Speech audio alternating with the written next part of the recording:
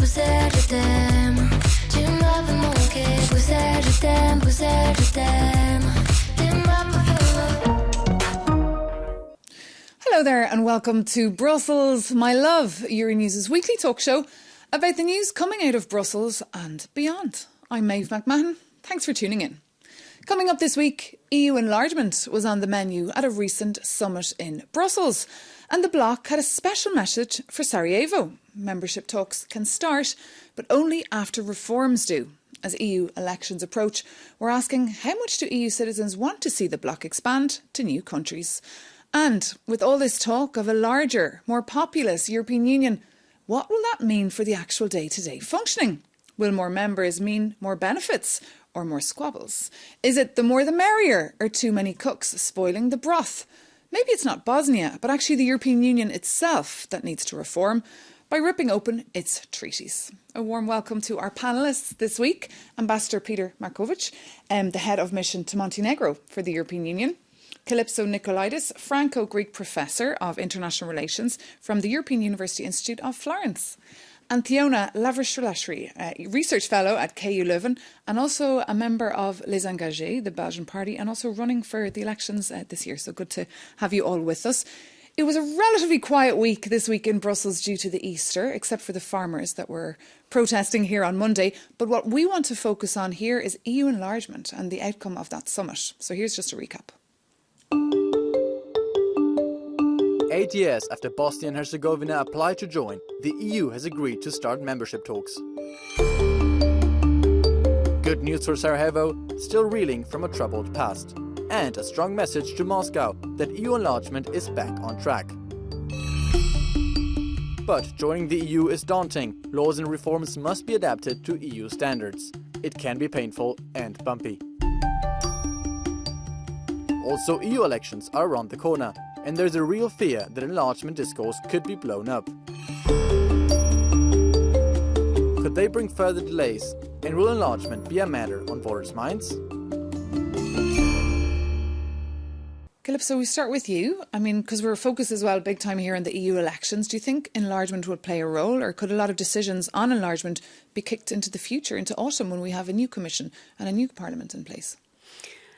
Mev, your question is appropriate because we know that European citizens don't really care about enlargement right now. And moreover, European elites, European candidates, and Theona will say more, are not that keen on speaking about enlargement. Although for Sarajevo, for Bosnia and Herzegovina, this is quite an important milestone. They've been waiting for 20 years for this moment, with lots of little bits of small progress on the road, but the road may accelerate, and suddenly there is a reality check. The reality check is they hear citizens worried, will we lose jobs, will we lose subsidies? But I think we need to keep our eyes on the prize. The eyes on the prize is enlargement, as you just alluded to, will mean a Europe that's more stable and with less Russia and China inside our borders. And of course, it was Croatia that was the last member to join over a decade ago. And you're hoping your country, Montenegro, will be the next member to join. You're hoping by 2029, I think? 2028, maybe. 2028. Are you ready? We are all but ready. We have accelerated our reforms to an unprecedented level. Our administration is working around the clock, and I'm not saying it as a metaphor. The working groups for transposing huge chapters of the EU acquis, so the body of law, work on weekends, Saturdays and Sundays. We don't have the luxury of time, and our ambition is to convince the European Commission by June and the member states to let us close further chapters. I will remind you that Montenegro is the front runner in the accession contest with other candidate countries. We opened all 33 negotiated chapters of the acquis. We closed 3, and now we want to speed up and by 2028 become the 28th member state of the EU, fill in the empty seat that the UK left behind with Brexit, and show that the EU can enlarge. What's specific about Montenegro? A country of 600,000 people, a member of NATO. We'll come back to that in a minute, but just you mentioned Brexit, which is quite interesting because we reported for years about Brexit and about the UK leaving the EU. But when it comes to enlargement, there's not so much reporting about it. And your country, your home country, Georgia, is also an aspiring EU member. Indeed. But what's your assessment of the situation there? Because it doesn't seem very clear of what the path of the actual government there is. Well, my country, Georgia, is indeed aspiring to become a member of the EU, and this has been actually part of our constitution as well. And Georgian population is very much in favor. More than 80% of Georgians are in favor of integrating, and our narrative is that we want to back to the European family.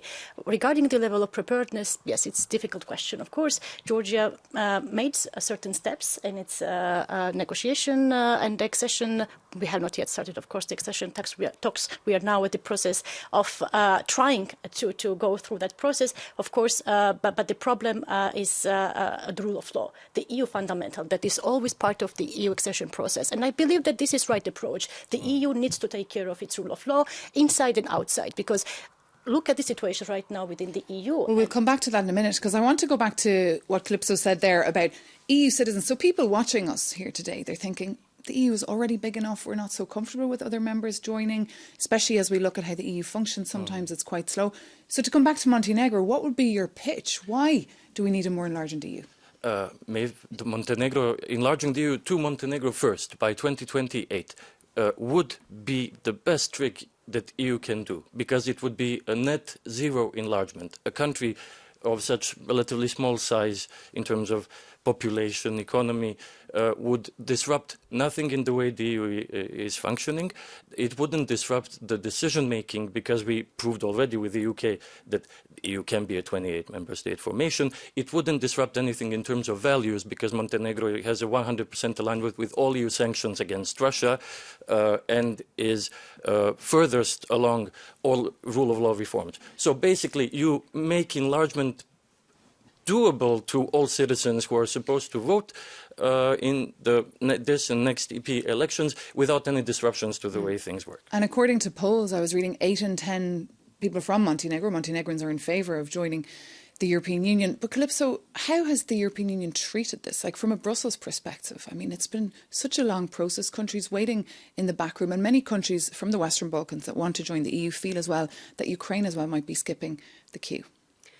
Well, that's exactly the point, Mev. Why, in spite of everything Petar just said, which is true, after all, the whole Western Balkans is about 3% of European population.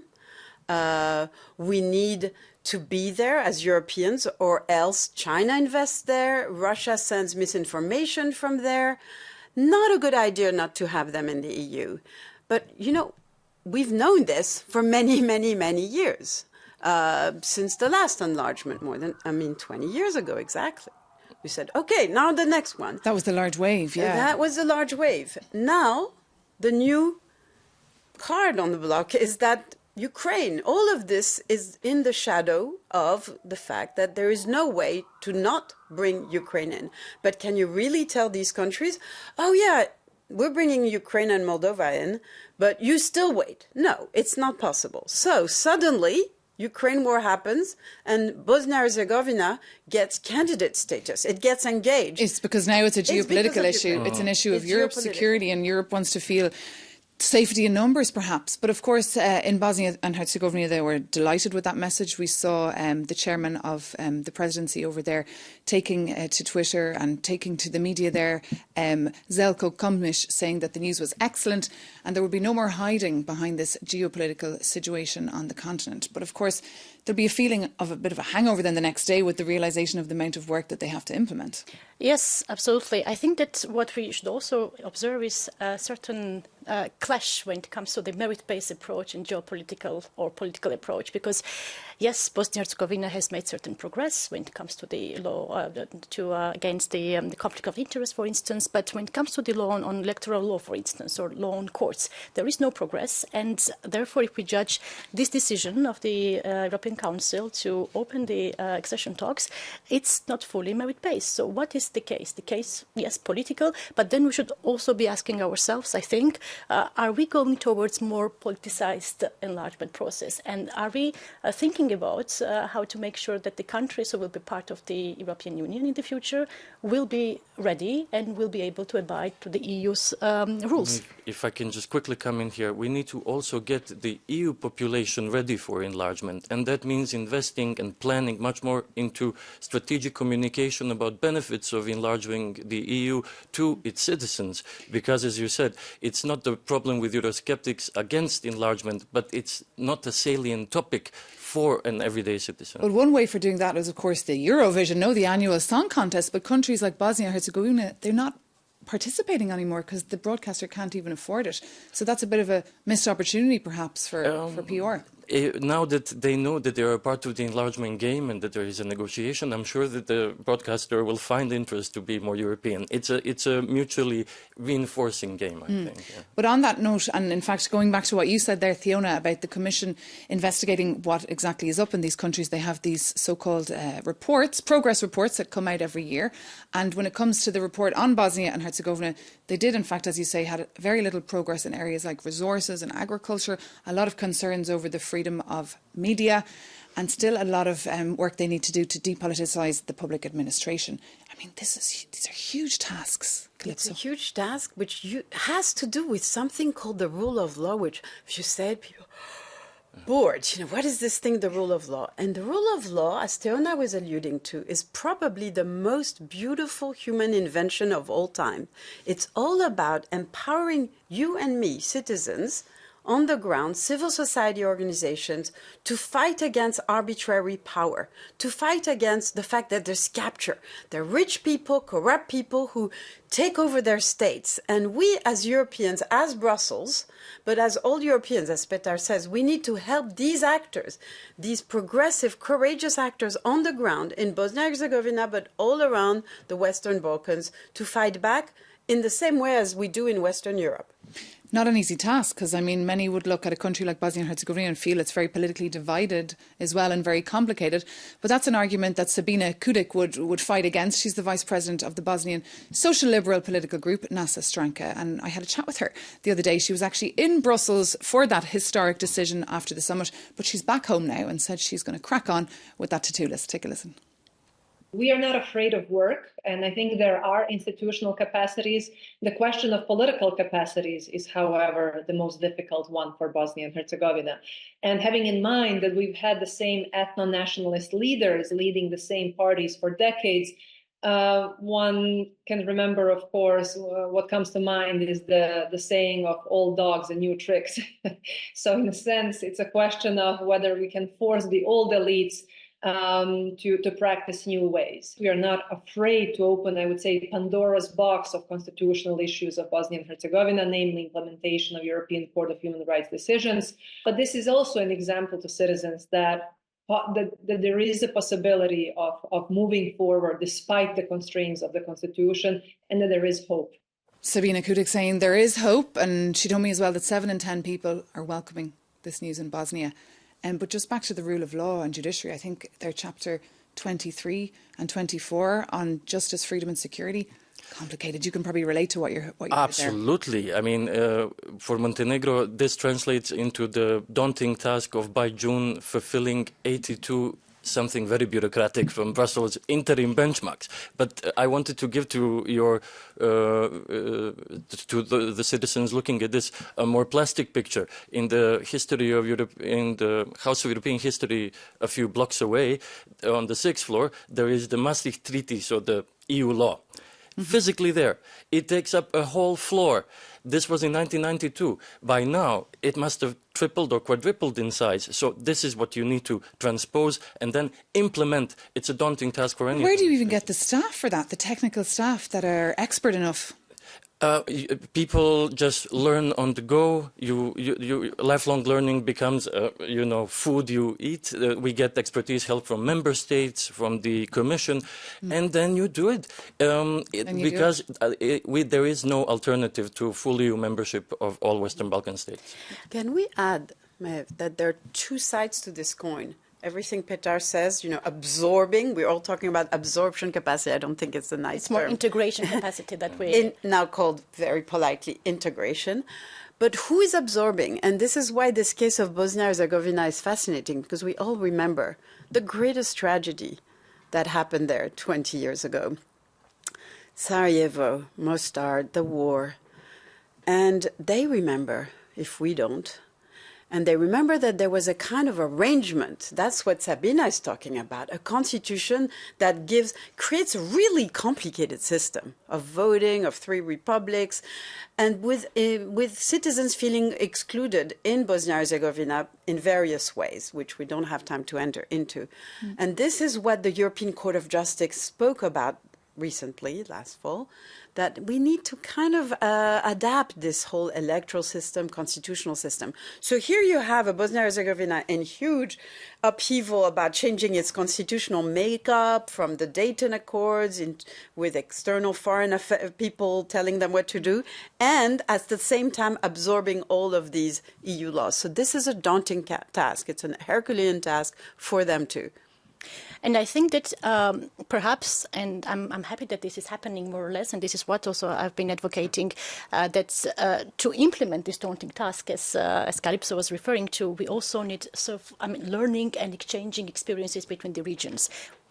Western Balkans and so-called EU associated trio. I think that collaboration and rapprochement in terms of exchanging experiences that's tricky, essential. no, because if you look even at the countries themselves, some of the politicians don't even speak to each other.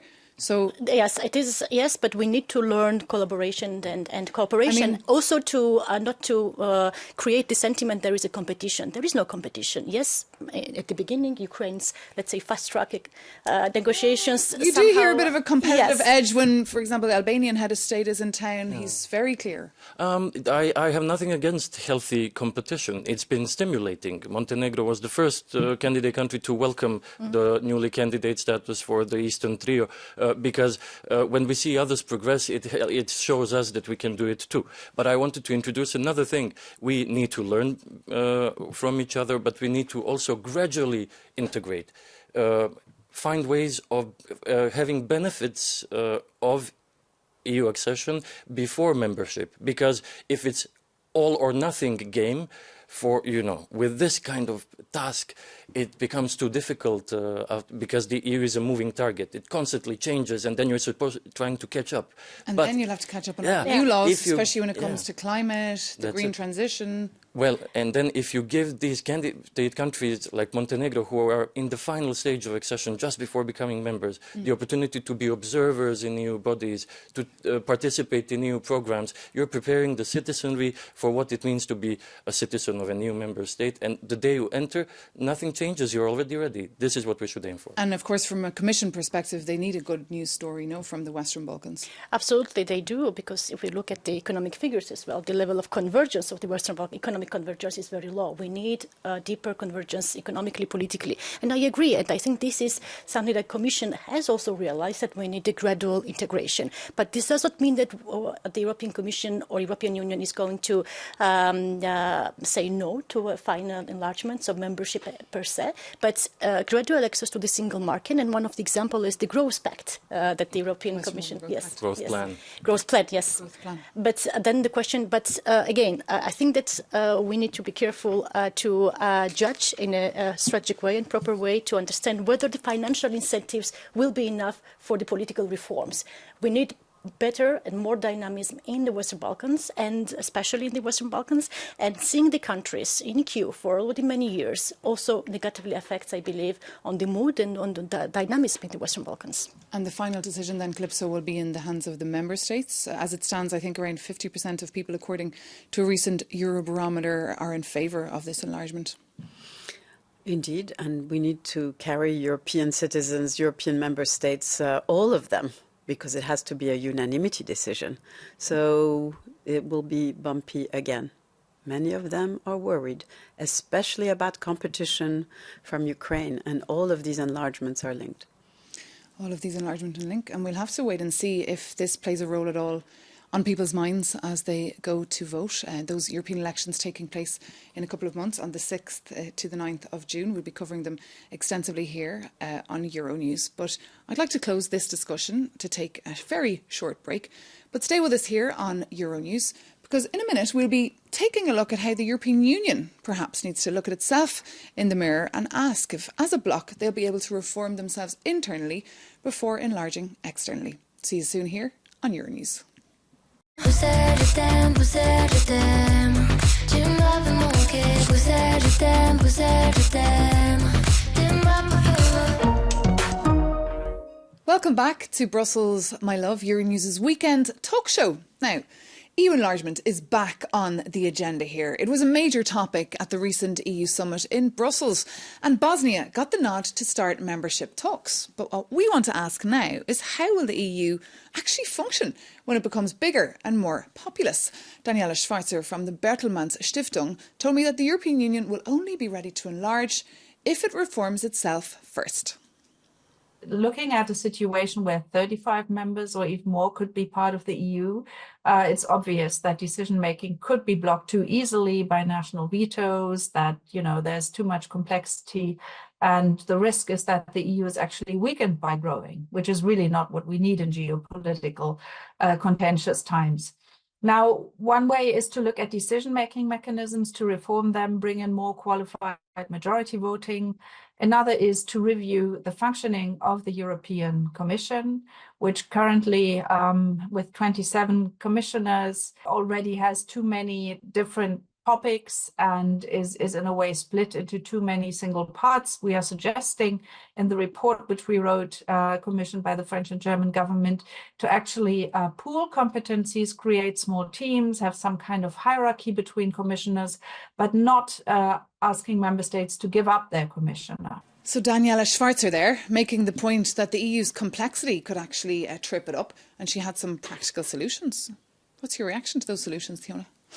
I think that there are two schools, let's say. One is, are we going to make it happen that the treaties are being changed? Or the second one, are we going to perhaps to look into the current possibilities and opportunities, for instance, enhanced collaboration, passerelle clauses, that means to exploit the possibilities within the current treaties and to make sure that carry out the policy reviews that will allow a new future member states to come. My view on that, and this is what also Les Engagés, the centrist political party here in Belgium, and on their list I'm running as a candidate for the federal elections, we believe that it is important that the Union deepens itself first and then opens the door to future member states. But so it does not mean... you're calling for more federalism? We are calling for more consolidation of the internal rules itself. That it comes Consolidation of the more internal rules itself, yes, before enlarging. Okay, let's hear... However, one point is that... Yeah. One point it's important to mention is that it doesn't mean that the smaller future member states, for instance Montenegro, does not advance and other member states. Well, let's hear what the ambassador of Montenegro feels about that. I'm very happy that you said this in the end of your statement, because Montenegro, as the 28th member state by 28, can enter without any change of EU rules. But as other countries enter, some adoptions will be necessary. However, I think it's a false dilemma between deepening and widening. Those two need to go in parallel. And there is a lot of resources for changes to happen if the decision makers here in this town would actually apply the rules which are already in the Lisbon Treaty. Indeed, because if you had to wait for treaty change and for decision making to be happened, you could be waiting another decade. What's your take on all of this? Well, Mev, Daniela and Teona told us a bit about what happens in the Brussels bubble up there. These worries that officials have that one country can hold hostage the whole damn thing through a veto, and it will be even worse with more countries. Okay, we understand that, but you know what? Small countries might be a bit reluctant to give up their vetoes, because in a way that's their only power. Whatever happens there, I would like to suggest that, your average viewer here, the person who's listening, maybe they don't really care what happens around the table here in Brussels. What they really care about, I would say, is that, okay, this EU is taking on more competences, doing more things. It did it before enlargement with COVID and the green transition and all of that. So more stuff up means that it should be more accountable down, if I can use this image, up and down, up and down. And so that means that at this moment of enlargement, citizens need to be able, citizens organized in groups, in unions, etc., have more control and visibility for the EU budget, organize themselves, be heard between elections. So it's the whole agenda of democratic empowerment in the EU. I think that's what people care about. Well, there was an attempt to radically change that with the conference on the future of Europe, that big attempt in Strasbourg to gather a citizens' assembly, but there was no major outcome of that. But just to go back to the proposals that we heard there about the commissioners, I mean, 27 commissioners is a lot. There could be many more, of course, as we enlarge in the future. Would this be better not to shrink them? The Lisbon Treaty, so the Constitution of the EU already has an article which foresees 15 commissioners, but our leaders are not ready to implement it. At some point, the number will become too large, and then you have to group them. I have to agree with Daniela. Indeed, in the treaty, there is possibility of 2/3 of the commissioners of the member states.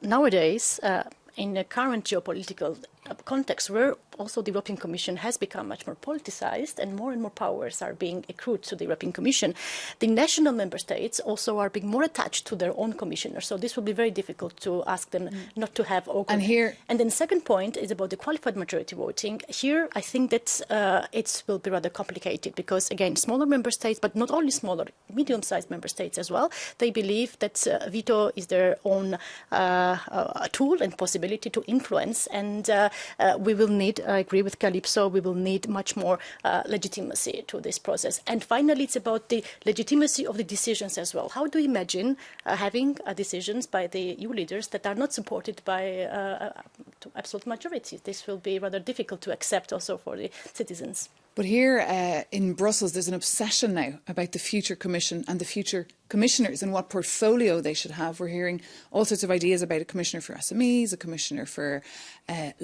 defence. Everyone's trying to have their say. But as you say, Calypso, this is not really what people back home care about. And in fact, many member states, they send perhaps their worst representative to Brussels, people who've perhaps been engaged in political scandal back home. So the perception as well often of people of the representative in Brussels is often a negative one. Well, you know, the ombudsman in Brussels is the least well-known bit of the institutions, and yet it's so important because we had Qatargate, we had some corruption scandals, and of course, let's not think that most commissioners are corrupt or people working in all of the European institutions. That's not true. They're very, very passionate, well-intentioned people. But at the end of the day, to me, the only thing that can really bring citizens back and their trust back is what I would call, and we called this in a SEPS report, the radicality of sunlight. Okay, and I'm going to stop you there. On that note, if anyone wants to read it, they can check it out online. And also for more in-depth analysis on all those topics, you can check out euronews.com. But for now, thank you so much to our panellists for being with us. And thank you so much for watching. Vous êtes, je t'aime, vous êtes, je t'aime. Tu m'avais manqué, vous êtes, je t'aime, vous êtes, je t'aime. Tu m'as. Welcome back to Brussels, my love. I'm Maeve McMahon, and along with Ambassador Peter Markovic, Calypso Nikolaidis and Tiona Lavrilashvili, we're talking through some of the stories in the news this week. And one that caught our eye was this. Greenpeace activists gatecrashing the recent nuclear energy summit in Brussels, from blocking the main access routes, playing dead and handcuffing themselves to steering wheels, to spraying pink powder. Activists even climbed up on the top of the building to make sure their message was heard, that they do not agree with the global decision to triple atomic capacity that was decided in Dubai last year. Police escorted the peaceful demonstrators away, but Greenpeace say that is their only way, really. They have to get very creative with their campaigning. We can take a listen now to their senior campaign manager, Lorelei Limousin. We are in a climate emergency, so time is precious, and the governments here today are wasting it with nuclear energy fairy tales. All the evidence shows that nuclear energy is too slow to build, it's too expensive, and it remains dangerous and polluting. We don't need nuclear energy. Governments must invest in the solutions that work for people, like home insulation, public transport, renewable energy, not in nuclear energy fairy tale. So, Peter, how do you feel about this kind of activism blocking the entrance to this conference? Is that the only way to get press attention? Well, as ambassador of a country which first put ecological country in its constitution in the world, I am empathic to the cause, but I think we need to become, in addition to individual protest actions, we need to become disruptively creative all the time as citizens, and we need to institutionalize this at the EU level, which is something that Calypso has been working on. Fiona, what's your take on this? Have you ever been at a conference here in Brussels that was gate-crashed by activists? I've been, and I think that this is part of the communication strategy, which indeed attracts attention, but I think that in this case it will not really affect on the government policies, I believe, because it is increasing realization that the nuclear energy is a part of the solution together with the renewable energy. And this is also what Les Engagés, its Belgian political party, proposes. What is your take on this kind of... Let's leave aside the merits of nuclear, Teona, I would say. But I would say that climate activists, like my own daughter, I have to admit here, they don't want you to love them. They want you to hear them. They want you to know them. And they say, well, yeah, we're in a democracy. You could go to court, you could vote, but that's not enough. Time is not on our side. And they ask, why are governments becoming more and more coercive when actually what we need is a collective decision, a collective disruption, exactly as Petar said, because nonviolence, civil disobedience these days is the expression of a huge angst, especially among Generation Z, and we need to honor this angst, we as good ancestors. But if you look at the UK press, for example, politicians, the press, and a lot of public opinion as well are really anti these kind of activists because they're happening so often. They're happening as well at sporting events. And many CEOs and those who are frequently in boardrooms feel that if they want to have a conversation by ruining where they gather with their colleagues, it's not the right way to go about it. Different countries and societies have different political cultures of protest. I'm not surprised that in the UK they would find this a bit too radical or offensive, but it's important to get the message across. And then a former activist, when they change the forum, when they step from the street to the decision-making room, then they also need to behave like decision makers. So, you need to adapt your goal to the environment and the forum that you're active in. And I guess the feeling is that people are not feeling heard, they're not in the room enough, so maybe it's a call to politicians to include them perhaps a little bit more, going back to what we talked about earlier as well about more participatory democracy. But we are out of time now for this discussion, but thank you so much to our panel for being with us, Ambassador Peter Markovic, Calypso Nikolaidis and Tiona Lavrelashvili. As usual, if you have any comments for us here, please reach out. Our email address is brusselsmylove@euronews.com. We're also on Instagram, on X and on LinkedIn. See you soon on Euronews.